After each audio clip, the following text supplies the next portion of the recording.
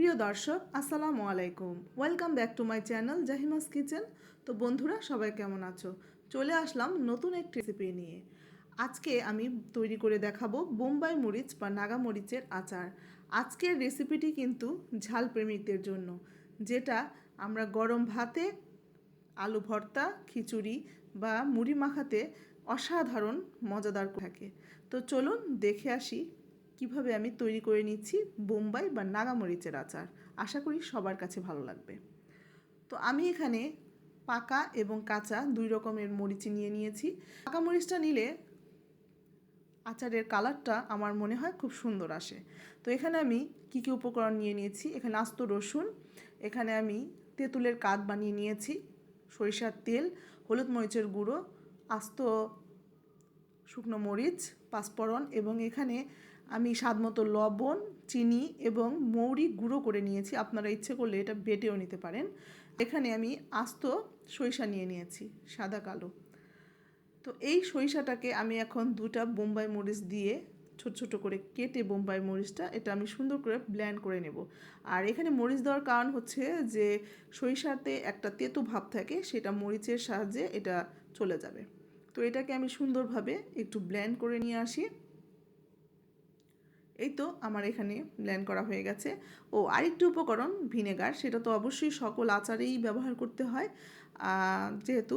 তো আমি এখানে পেনে 2 কাপ পরিমাণ এখানে আমি সরিষার তেল দিয়ে দিলাম। এখানে আমি আস্ত পাঁচফোড়ন এবং আস্ত 3টি শুকনো মরিচ দিয়ে দিলাম।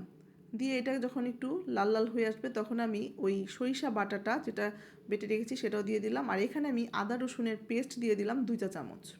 এটাকে আমি তেলে সুন্দরভাবে আস্তে আস্তে ভেজে নেব। এটা লো আছে, আপনি আস্তে আস্তে এটাকে ভেজে নেবেন সব। এখানে মৌরি দিয়ে দিয়েছি গুঁড়োটা, স্বাদমতো লবণ দিয়ে দিয়েছি, এবং হলুদ মরিচের গুঁড়োটাও আমি দিয়ে দিয়েছি 4 চামচ পরিমাণ। 2 চামচ হলুদের গুঁড়ো, 2 চামচ শুকনো মরিচের গুঁড়ো। এখানে আমি 1 কাপ পরিমাণ আমি তেঁতুলের কাঠ তৈরি করে রেখেছিলাম, এবং 3-4 চামচ পরিমাণ এখানে আমি চিনি দিয়ে দিলাম। আর এখানে চিনি দেওয়ার কারণ হচ্ছে যাতে এই আচারের ব্যালেন্সটা সুন্দর থাকে।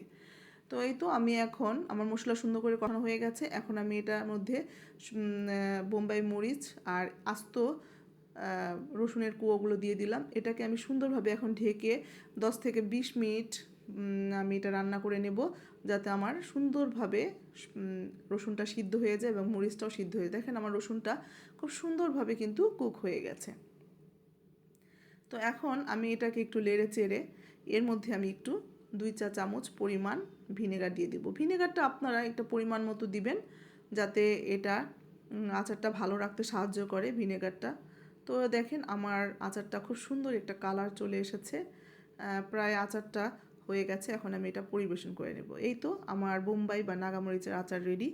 আর এই বোম্বাই আর নাগা মরিচ যেটাই বলি আমরা, এই আচারটি আমরা বছর 1 বছর কি 1.5 বছর আমরা সংরক্ষণ করে রাখতে পারবো। এটা মাঝে মধ্যে একটু রোদে দিলেই আমাদের এটা সুন্দরভাবে থাকবে। আর যারা ফ্রিজে রাখতে চান বা রেফ্রিজারেটরে রাখতে পারেন। তো এই তো আমার আচার তৈরি। তো কেমন লাগলো অবশ্যই আমাকে জানাবেন, এবং ভালো লাগলে আমার ফেসবুক পেজ জাহিমাস কিচেনে একটি ফলো দিয়ে দিবেন, এবং ইউটিউব চ্যানেল সাবস্ক্রাইব করে দিবেন। ধন্যবাদ।